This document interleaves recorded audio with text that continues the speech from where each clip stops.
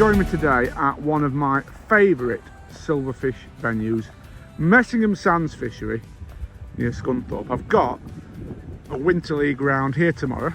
2 rounds in, I've managed 2 section wins up to now. I'm leading the league, but one of the lakes that's in tomorrow I haven't been on this year yet, so I want to have a cheeky little practice. I thought I'd bring the cameras along with me for the ride as well, but I just wanted to show you a few of the lakes here because it's a little bit of a hidden gem, Messingham, to be honest. This is Swan, a big deep lake. I actually drew on this lake last round. I was, if you look bang opposite, you can see a golf course in the distance behind them trees. I was literally on the same bank as that, the third peg along, and I caught 20 odd pound, 22 pound I think, of mainly skimmers. I managed to win my section, so that was good.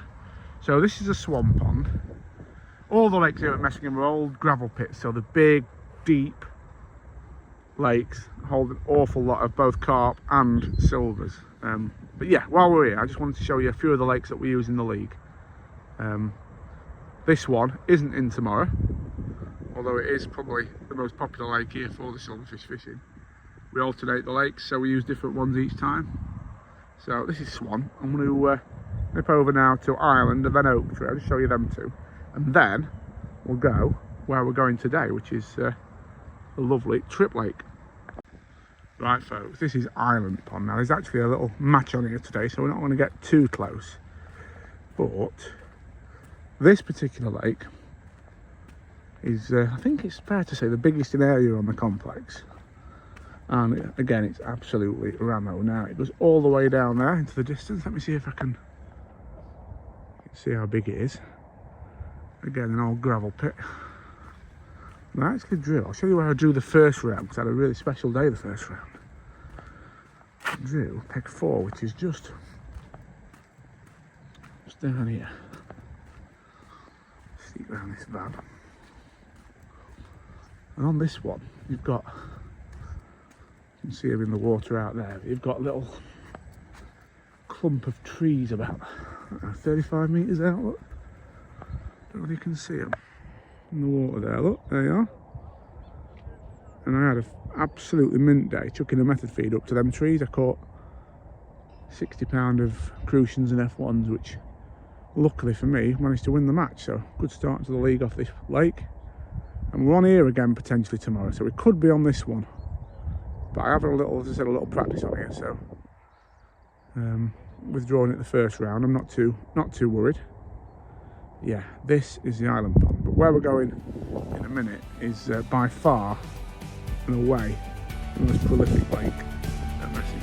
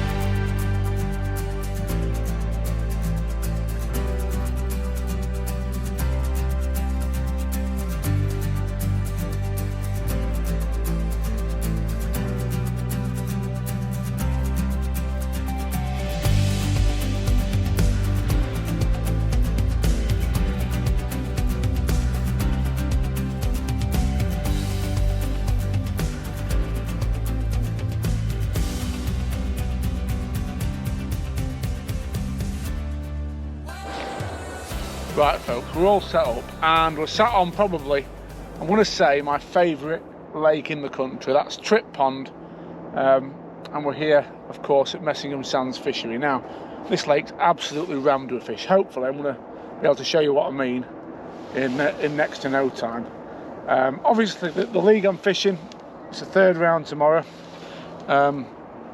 It's called a Silver and Gold League. That's what Kyle and Wickers Langley, who run the league, call it, and that's because it's mainly sort of aimed at a silverfish style of fishing, so silvers count obviously.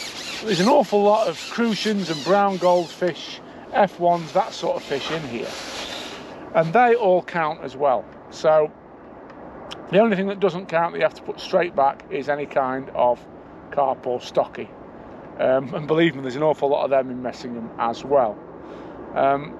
So, as I said, we're going into the third round tomorrow. I didn't think it would take too long to get a fish for you. I don't know what this one is. It could be one of the F1. It actually feels a bit more skimmery, this. I mean, there's some big skimmers in here, but there's also some absolutely huge eyed as well. What's this? Skimmer.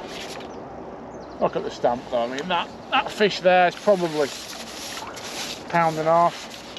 Still silver, just, but yeah, as you can see, phenomenal sport here at Messingham. As I said, the league going into the third round, I've had a really good start. I managed to win the match on the first round with £60 on a feeder. Last time I had a section win with a big £20 on Swan.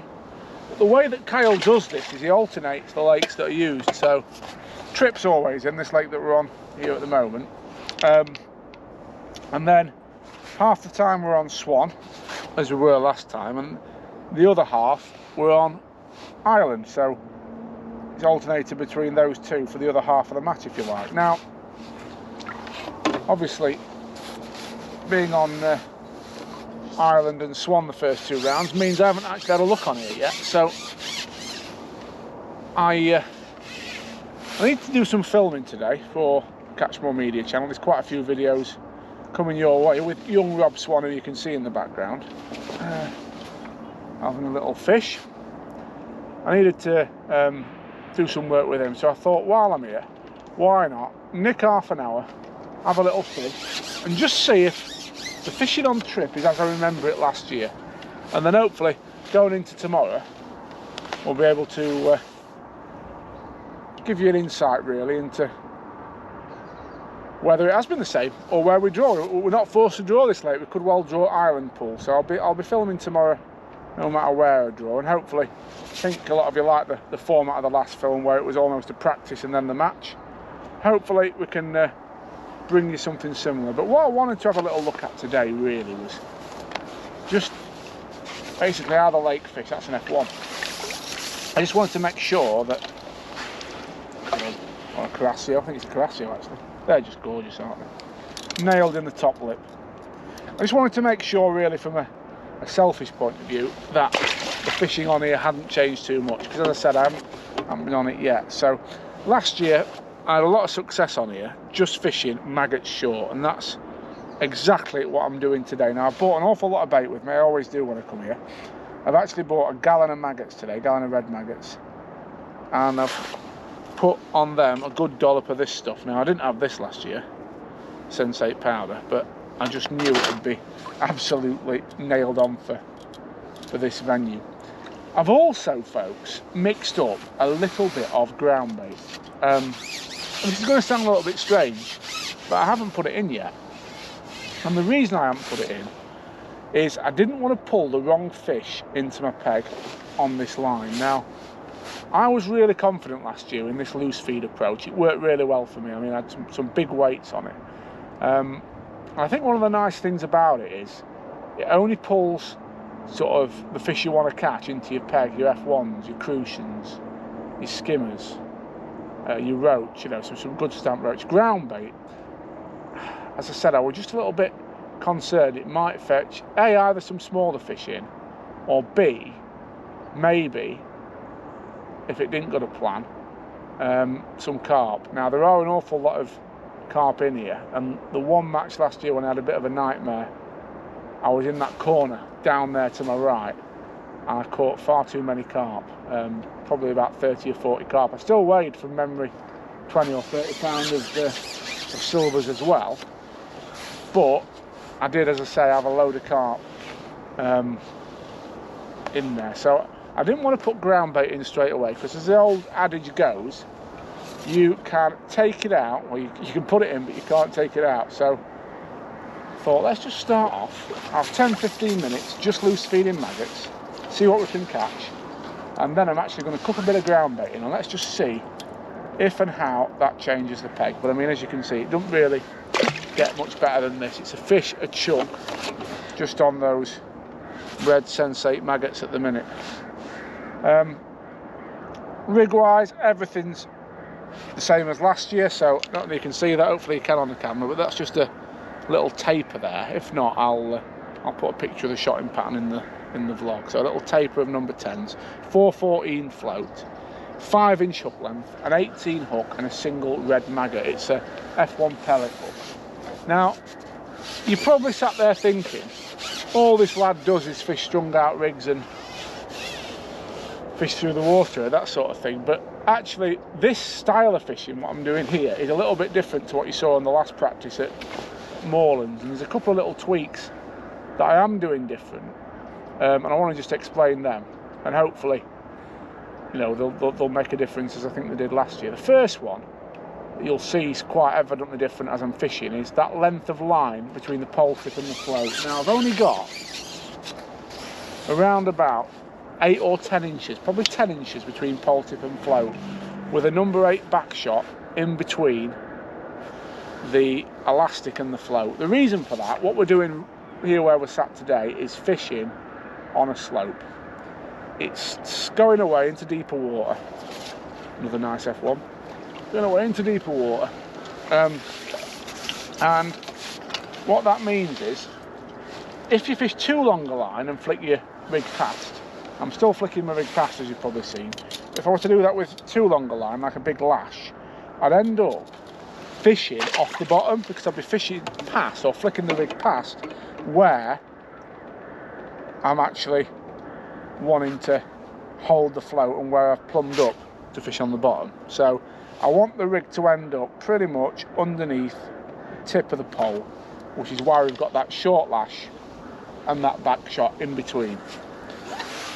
Second thing that's very different to what you saw me doing last week is I've got a short hook length, 5-inch hook length, and the reason for that, F1s, Curatio, Crucians, the fish we're catching here are very, very finicky biters. If you were to fish an 8-inch hook length as I did last time, I think you'd end up with a lot of bites that you never even saw. They'd just be picking that bait up, and that was the tiniest little dink there. I don't believe for a second that I'd have seen that if it wasn't for the shot near the hook. So it just helps you keep everything nice and tight, see your bites.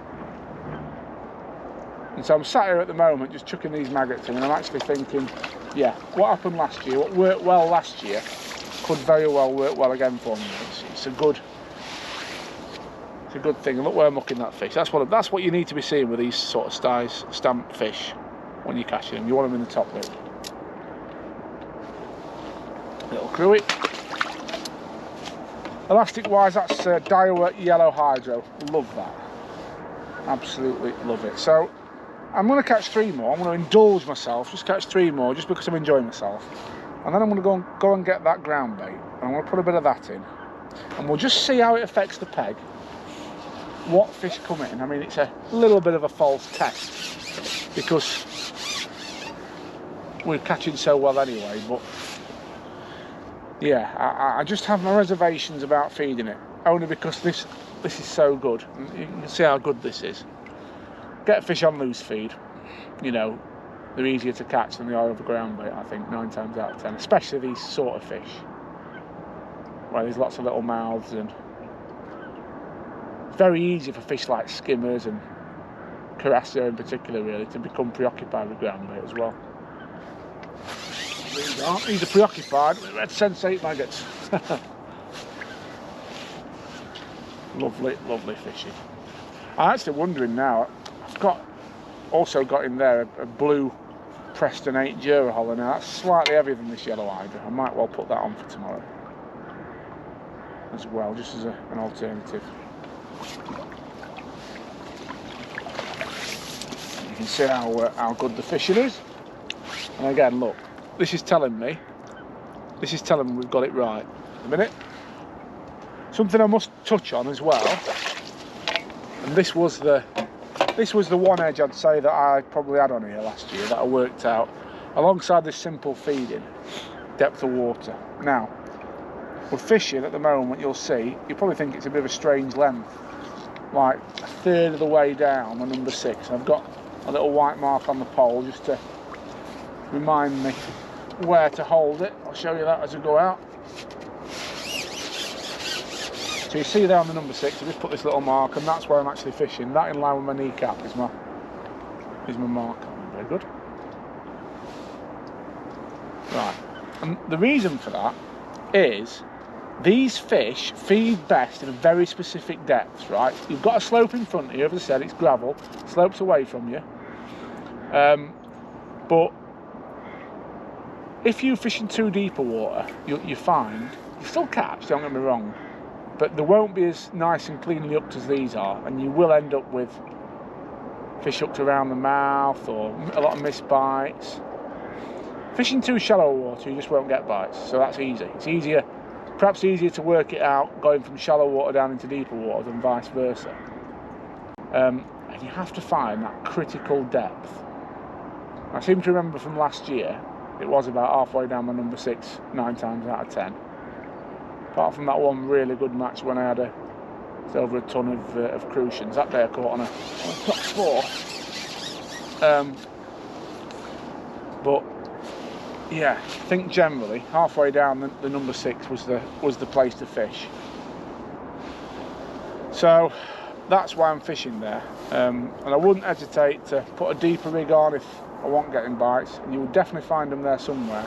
Or, as I said, if it was ridiculous, I was getting loads of liners and all that sort of thing, we'd come in a bit closer. So yeah, it's really is about finding that critical depth where the fish want to feed.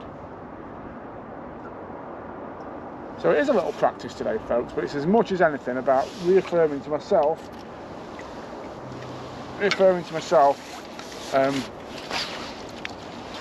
how to fish the venue, basically, and that what I did last year was half right. And I think, looking at this, I'm quite happy with that maggot short approach. So I'm going to put a bit of ground bait in now, and then I'll come back to you.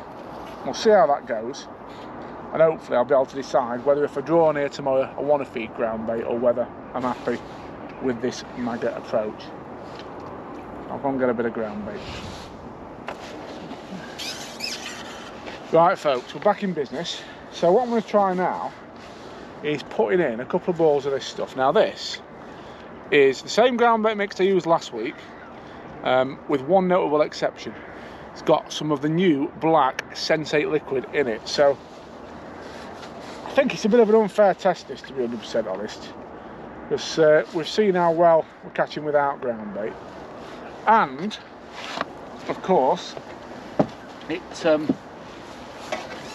I don't know, it's always hard trying something for the first time in a peg that's full of fish. So I don't think we're going to learn too much about the mix today, but I just want to see what happens to the fish we catch, basically. Now I'm going to put this in about 6 inches higher up the slope, so we're still fishing slightly past it.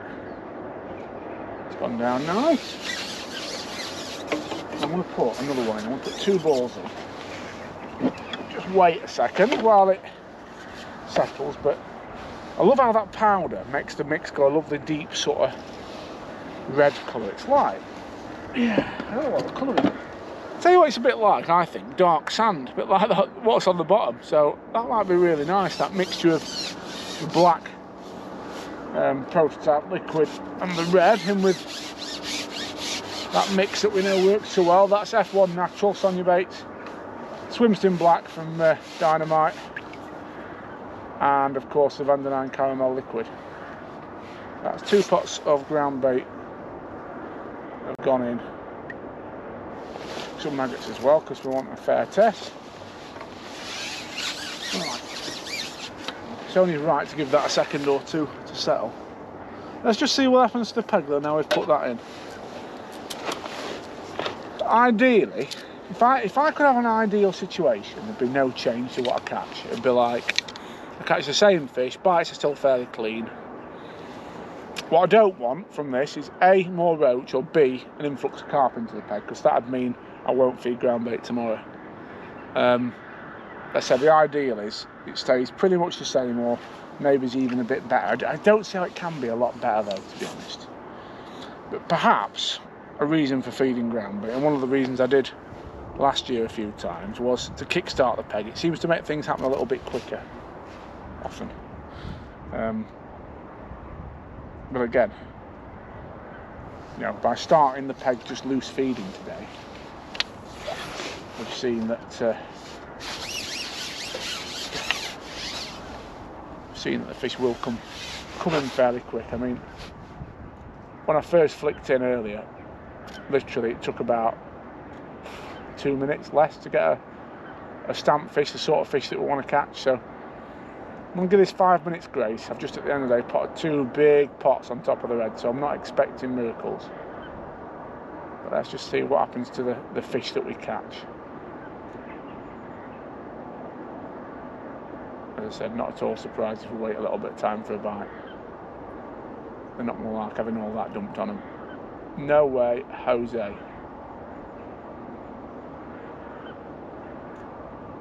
Yeah, it's that catch-22. That was a bite straight away. Now, what's that, though? Now, that's interesting. I don't think there is a carp, actually. I thought at first exactly what I didn't want to happen had happened. That could be a bigger F1. If it is, I'm regarding it as a positive, to be fair. It's not a crucian, I don't think. It's not fighting like a crucian. Foul up fish, that's what that is. That's the problem with ground bait, folks, in certain situations. Aye.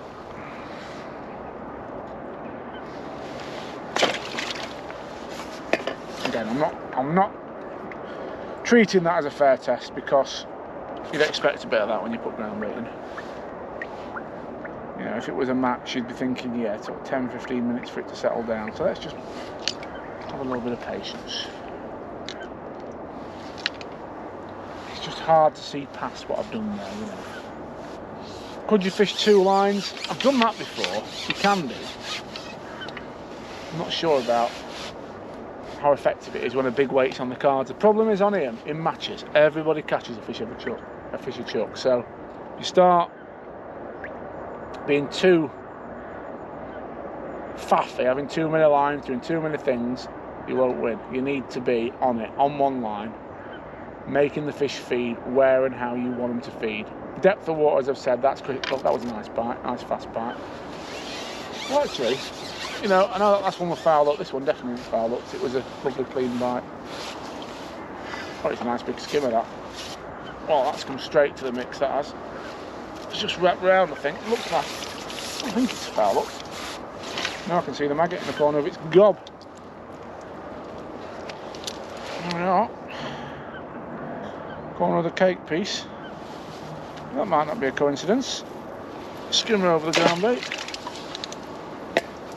Interesting thing is, it hasn't put fish off, has it? Definitely not. Definitely not brought the wrong fish in. And definitely not put fish off, folks. It's hard to learn too much when it's a fishing bung, but I might be inclined tomorrow to kickstart the peg with just a couple of pots of ground bait. I think it will make things happen quicker in a match situation. I do. Seen 2 last year. Let's see what happens. We'll give it another 10 minutes. And if it's business as usual, that's what we'll do tomorrow. If, of course, we draw this late, there's every chance we'll be over on Island Pond. Now, there is a match on Island today, so it'll be interesting to see how that fishes. Oh, that was a bite. I was a little bit gutted. I'd like to have fished that match, but we had this filming to do. So what can you do?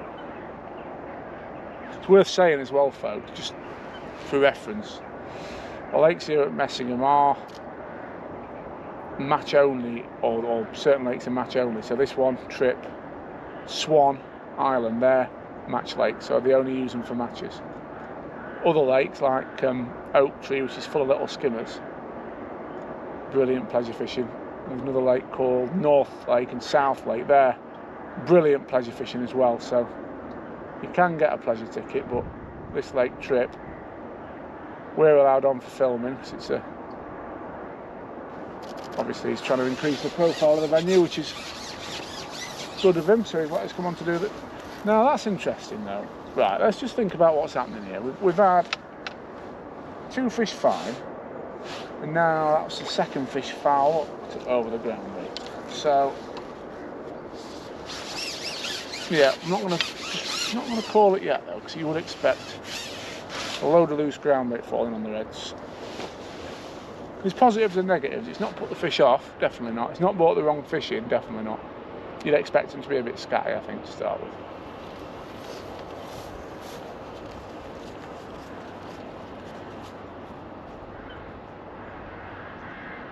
The other method that works great on here, and if you watch, have a look on the YouTube channel, Catch My Media YouTube channel, is a video with Rob fishing pellets short, and that's brilliant on here.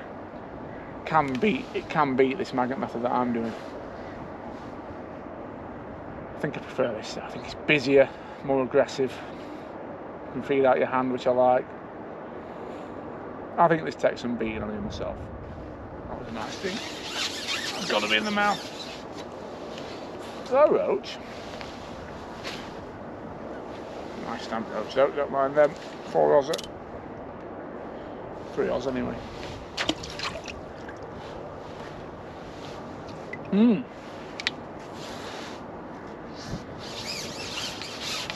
Right. I hope I draw in here tomorrow. Really do.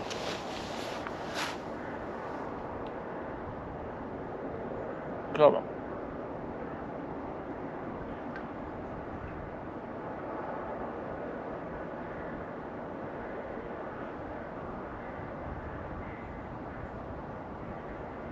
Sounds like Islands fishing a lot better than was on the first round. The first round was straight after that real cold snap. It was hard fishing on there, really. I mean, I had a few on a feeder because I got a nice feature to chuck to, but for a lot of people it was tough. Come on. Come on.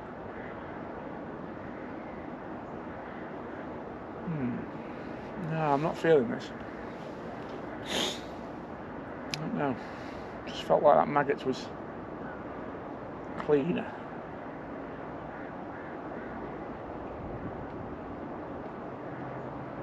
What's going on now? Now we're not getting any bites.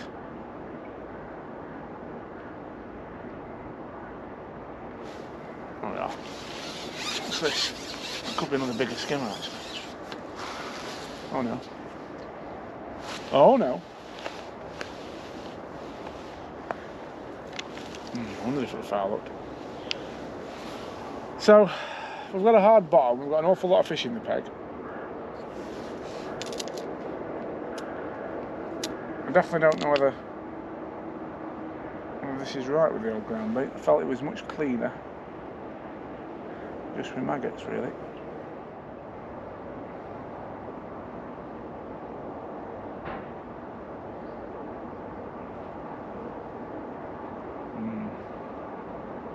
It's either a carp or another foul up fish.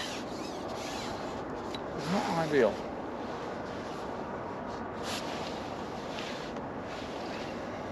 Catch 22 this year. I'm sat here just thinking to myself, you can't knock the ground bait because it's brought fish in. It's got them feeding all over the place.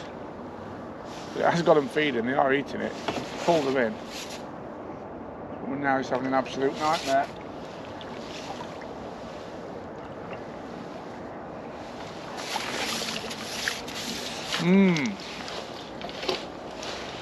And again, you wouldn't dream of feeding ground bait like that in session, you know? So tricky. So tricky.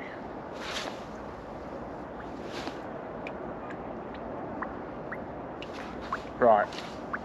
So to sum up, folks, where does this leave this little practice session? Well, obviously, a nice advantage of doing a bit of filming today. We've seen that pellets has worked really well for Rob, so it's good to know that's still a big thing. For me though, I think this maggots is going to be the way to go. I've always done really well on here doing it, so I can't not do it tomorrow. What can I say about it? The rig seemed perfect. Elastics, hooks, really happy with all that. The float's working a treat. Throwing maggots has been great, and we saw how good that was in the first part of this film. Putting the ground bait in now, it's bought fish. Fish have come straight to it, or it's certainly not put off the fish that were there, should I say. When I put it in tomorrow, it's certainly not going to be a core part of the plan, but what I might do is kickstart the peg with a little bit. I might just put a little ball in, a tiny amount, because you can see what happens if you put too much in, you get this situation we've got now. Tiny amount of ground bait to kickstart the peg, or if I feel I'm on a particularly good area and I'm worried that I might bring too many fish in, I might not put any in at all. It's a decision. The ground bait one is a decision I'm going to have to make in the morning. I'm going to have to think about it. But you can see now I'm literally foul looking a fish or getting an indication every single chuck. So it's brought a shed load of fish in, and that in turn has made them trickier to catch. So in some ways not the most useful practice, but I suppose the main thing is it's not brought a load of carp in at this time of day, so we're moving into late afternoon now. That's what had happened if it was going to be a particular problem. Oh, that's another foul up fish, that is.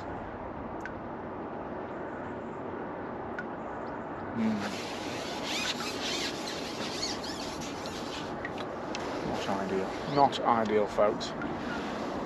So that's it. Join me tomorrow for the match. We'll see if this one's not quite to be a carp. I'm saying it's not put any carp in. I'm now beginning to wonder.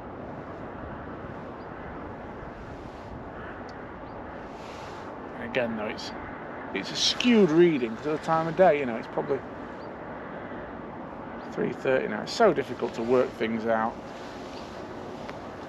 on a pleasure session on a lake full of fish, except the important things, which are, you know, how I've fished in terms of the tactics. Maggots has been dead right. I've been really happy with that.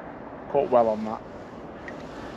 Tackle's been perfect. I mean, you can see now I've got I think this is a carp on in the mouth, and that's come straight into that ground bait. So for a lot of people, yeah, it is a carp. For a lot of people, a lot of the time, that's a good thing. My ground bait's good, but for me, I really ain't so sure now. It might just be a case of the common. Oh, there. A lot of the time, people have been delighted with that. But sadly for me, tomorrow that would be a non-counter. But guess what? Unlike a lot of the last couple of fish I've had, that one's actually in a cake piece in the mouth, so I'm slipping back. That's what we'll have to do tomorrow. So there we are, folks. Hope you've enjoyed the practice. Let's see what happens tomorrow come match day.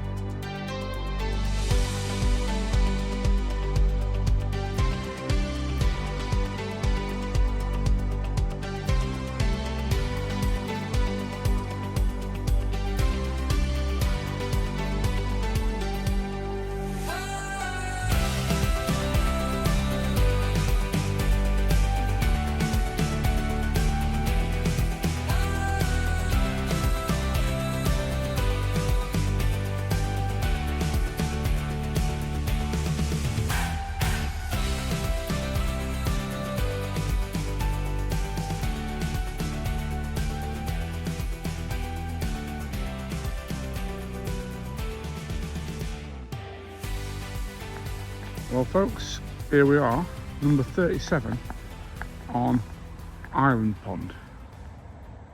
As per last week, they're on a totally different lake to the one that we had a little look on in the practice video, but apparently I'm told it's a good peg now. Bang opposite, you see a chap there in blue just getting set up.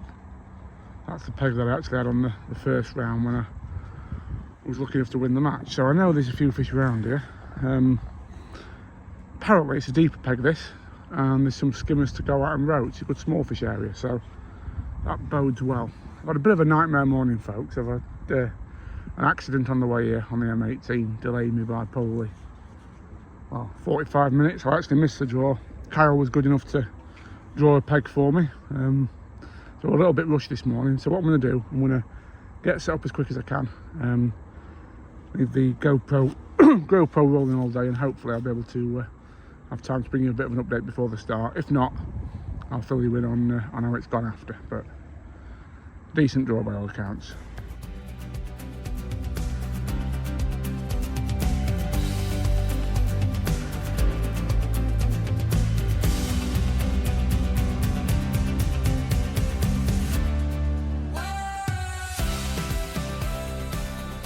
Right folks, we're about ready, believe it or not.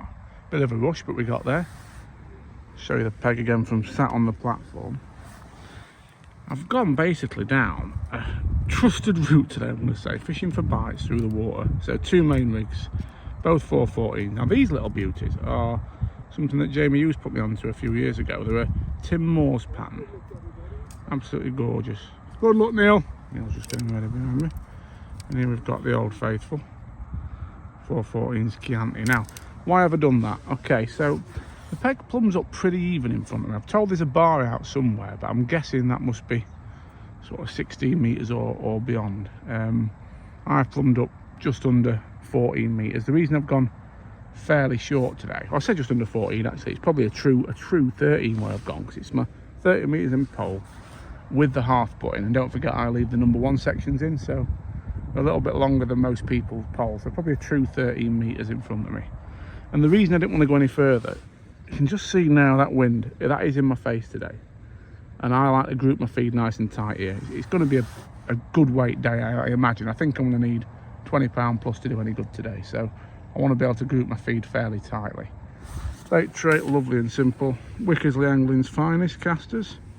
And of course the red maggots from there too. And we've also bottomed out, we've run out actually of our Sensate powder on top of them. So hopefully plenty of bites on the beautiful red maggots. Ground bait's the same mix as I used at Moorlands last week. F1 original, black swim stim, Vandenine caramel, and the red Sensate powder all mixed in. I'm going to fish 3 lines, I reckon. One, slightly to the left, I don't think you can see on the far bank. But there's like a tree in the middle of that white water. Next to the white van, just to the right of the white van, there's a tree. So I'm fishing 1 line in line with that. Oh, that's all in.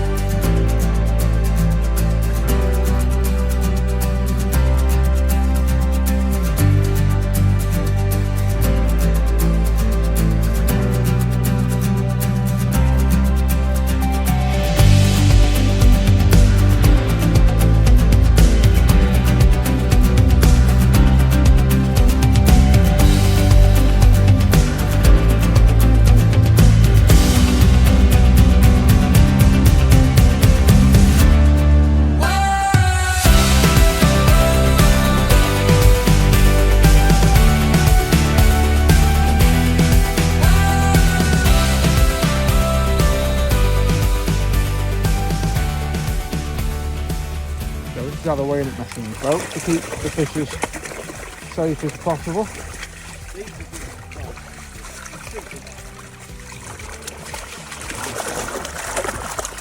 Every day's fishing to be fair for winter.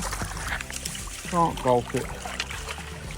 Don't know what I've got, probably 20 odd pound I guess, we'll soon find out. Cheers duck. What are you going to get? Need to put it Jim to reach that. Not quite, I don't think. 28.15. Cheers duck. Over.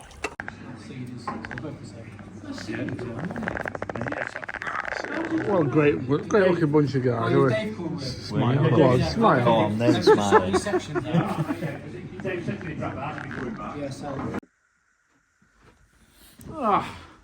Right, folks, another day, another dollar, and that's been a really enjoyable day's fishing, but not quite what I expected. As you could probably tell from my videos this morning, I was a bit rushed when I got to the peg because we had a bit of traffic on the M18 which slowed me down getting there. But look, Kyle told me I'd drawn a great peg, 37 on Ireland. As I said, I only ever fished that lake once before. So when I looked at it, I really fancied it because it gave me the opportunity to cover some options.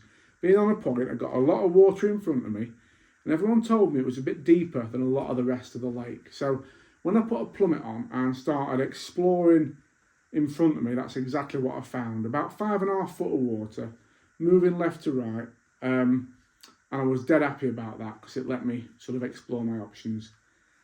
So how did I attack it? I decided to feed a negative line to my left, which was 100 squeeze of the ground bait I've been using, which is just the same as I used at Morelands. Swim Stim Dark, Sonny Baits F1 Natural with some Vanderline Caramel added to it, and a generous sprinkling of the Fuka Sensei Red Pounder, and that just made a nice sort of rich mix that, as I said, I've been catching loads on lately. So a negative line to my left, very similar to how I fed at Morelands and I've been feeding at Hallcroft. It's just a nice sort of option covering way of feeding. Negative line to my left with 1 squeeze, 3 pots to my right to create a more positive area, and a short line where I've potted 3 pots as well. Now, I had a bit of a quandary as to whether to set a feeder rod up there. Obviously, I had that weight on the feeder last time I was on the lake, but this was very different. I had more depth on the pole, the weather was a bit milder, and everyone was telling me that, you know, it was a good pole peg, so I decided not to fish the feeder. There were a couple of reasons for it. First and foremost, I heard that there were quite a lot of carp in the area, and what I never like doing is playing carp over the top of a silverfish swim that you start trying to settle down. So I just thought, yeah, I could have a quick chuck on a method or a feeder, probably hook a couple of carp, which I'll then end up playing over my silverfish swims and destroying the area. I did have it set up on the bank behind me, or in the ready rod bag, should I say, behind me. And I thought, you know, if it gets 2 hours in and it's rock hard and no one's catching, I'll go up and get it. But I really fancied a nice positive pole match today. So I started on the negative line, and it took me about an hour to get a bite. Now, might sound a long time, and maybe I should have fished a feeder for the first spell, but I wasn't bothered because nobody on the lake was catching anything. Looking round, lots of people were sat on the feeder, and I think in that first hour, I only saw 1 fish caught, and that was Mike Newman opposite me, who had 1 sort of hand-sized Carasio looking thing from what I could see. So I wasn't bothered that I hadn't started on that, if that makes any sense at all. An hour in, fortunately, on the left-hand line, on the negative line, the float slid under. Now on that line, I've been loose feeding red maggots fairly regularly. Not loads, maybe 10 maggots every 2 or 3 minutes. And my thinking was, when it is hard, and when it is those days when you're waiting for the fish to arrive or switch on, I think loose feed just acts as a bit of a catalyst to make them turn on, go down and feed. So that's why I kept doing it. And I caught my first sort of F1 on that line. I then caught another one and another one. So I think after an hour and a half, I got 3 fish in the net. But interestingly, they were all F1s. none of the skimmers or roach that I may be expected to catch. The match was turning into something a little bit different maybe to what I expected. But I still knew at that point there was every chance that the peg could fill up with roach or skimmers, so I had to keep my options open. Now, when you've got fish like F1s, Carasio and Crucians in your peg, I'm not always sure that a loose feed approach is right. I often prefer to pot bait with a little kinder pot when it's like that. So it just creates a slightly more concentrated area, so you can be a bit more accurate in terms of fishing just past or on your bait. And I often think it means you get bites a little bit quicker than spreading bait over a big area. And also, it stops any tendency for the fish to come off the bottom. So unless you're trying to catch fish shallow, if F1s, Carasio, that sort of thing are the target, on a long pole, in deepish water, I like to kinder pot when I can. So I put a small cad pot on the pole and I started to tighten things up as we moved towards the end of the second hour, feeding by a cad pot. And that did really improve the amount of time I was waiting for a bite. I think I caught another 3 or 4 fish fairly quickly on that negative line. But in the back of my head, I was still thinking, I need to be loose feeding somewhere, because at any point the roach and skimmers could rock up, and I know there's meant to be a decent stamp skimmer in that lake, so I thought if they do, I could probably do some real damage on them sort of bigger skimmers. So I kept loose feeding casters, but this time I did it on my positive line rather than the negative. I started loose feeding there. I hadn't fed anything there initially. I had a couple of quick looks on it and not had a bite, but I decided to keep some feed going fairly aggressively there and pot negatively to keep catching the fish that were on the negative line. It was probably about 2 hours in that I had a look on that positive line, again just slightly past where I put those 3 pots, and my first fish on it was a skimmer of probably £2. So I was absolutely wetting myself at this point, thinking, here we go, I'm going to catch skimmers there and F1s there and have a brilliant day. Little did I know that would actually be the only skimmer that I caught all day. But yeah, I was happy in that I could rotate both lines. Interestingly, with me now loose feeding on the right hand one, the left hand line didn't seem quite as good. It was almost as if the fact that I was being more positive on the ground bait line was affecting the negative line detrimentally, if you know what I mean, almost pulling fish off that line. So as we move into the third hour, I found I was catching better over the positive line or slightly past the positive line. So I then potted some bait, some maggots on the negative line just to try and put a little bit more of a bed of loose feed down there in a more concentrated area, and just stuck on that positive line with that kinder pot on that line instead now. Kinder potting casters and sitting and waiting for the odd fish. And I was getting the odd bite on that line. Again, F1s, Carasio, that sort of thing. Now, looking around the lake, not a lot was happening. And obviously we're in the second half of the match now. And I'm thinking, well, I'm able to get some bites on this line. I think it's fair to say that if the roach and skimmers were going to show up in numbers, they'd have done so by now. So with that in mind, I just decided to keep things nice and tight on that positive line and continue to kinder pot quite sort of accurately on it. I should just add actually something I forgot to say then. Just before I did that, I did try a top up, just cupped in 1 ball of ground bait just to see if it had any effect. And it didn't have a negative effect in that I caught a Carasio fairly quickly after, but it didn't have a positive effect in that it didn't bring a skimmer or it didn't bring an instant response. You know, I still waited a little while, and I felt that just kinder potting bait over the top, maybe loose feeding if I waited a while for a bite, would be the way to go on that one line. And as I said, it was at that point in the match where I felt I've got to commit to something, so that's what I committed to. So it was quite a simple match from that point forward, folks. Literally fishing backside of the ground bait, kinder potting casters, tried kinder potting maggots as well, caught a few fish feeding both baits, to be honest. Neither seemed to stand out. Red maggot on the hook was the best by a mile. As I said, you sort of sprinkle some bait in, sit there. I tended to wait about 5 minutes. If I hadn't had a bite within 5 minutes, I'd loose feed a few maggots quite as accurately as I could behind the float and that'd give me another bite of the cherry, and sometimes I'd get a bite at that point, but I was ticking along quite nicely. I had a really weird disaster as well, by the way, where I hooked a fish. Don't know what happened, but it went right out and snagged me up in something mid-water, so that was very strange. So I lost that one. And I did lose a big Carasio by trying to net it under the water like a numpty. I saw it coming, I thought, oh, I can have that. Went down, tried to scoop it and knocked it off, snapped my hook length. So that was a stupid manoeuvre, and that cost me a bit of money actually, because I ended up winning the section with 28-12, so a brilliant result. I was chuffed to death with that, but I was only a pound and a bit off winning the lake, which would have been even more money. So yeah, silly schoolboy error, that one. But all in all, you know, if you take the whole match as a 1, I was quite happy with how I fished. I kept bites coming till the end. I felt that change in the feeding, going to potting rather than loose feeding as aggressively as I was, definitely, you know, brought me the result that I got. So I was pleased that I managed to suss that out. Could I have changed anything? Now, one thing that kept going through my head today was I wanted to step up a little bit, step up the elastic, maybe step up the hooks and line, because I fished on that rig I've caught on today. It was a Tim Moore's float that I showed you this morning, strung out with number 10 shot.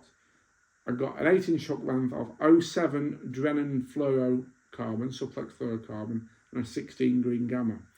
Now I did step up a couple of times. I tried it to 09 and an 18 F1 pellet. My thinking being, an 18 F1 maggot. My thinking being, if I could get bites on that hook and line, I would then be able to step up the elastic to like a yellow hydro or an 8 Jura, and it'd just give me a bit more control over the fish. But both times when I tried it, it didn't work. I didn't get a bite really, or on the one occasion I foul hooked a fish. On the other occasion, I seemed to wait a long time without a bite. So I sensed that the fish wanted that lighter presentation, that lighter line and hook. And I just figured, you know, it wasn't taking me too long to land the fish on my 5 elastic with my puller bung. I was getting them all in reasonably quickly. And because it wasn't exactly a bagging race and I was comfortably ahead for most of the day, I thought, if it's not broke, don't fix it. So yeah, unfortunately, I can't really bring you much in terms of how yesterday's practice affected today's result, because obviously it was a different lake and a totally different style of fishing. But hopefully it's given you a little insight into Messingham Sands. Hopefully you've enjoyed the film and the fishing. As I say, I'm definitely learning as I go with this, and hopefully these will keep getting better. So as with last time, please drop me a message in the comments or any thoughts, anything you'd like to see improved or changed, and I'll do my best to bear that in mind when I film the next one. But I hope you've enjoyed that, folks. Really enjoyable match. Delighted that I'm now leading the league. I think I'm the only one on 3 section wins. So hopefully more of the same at Messingham over the next few weeks.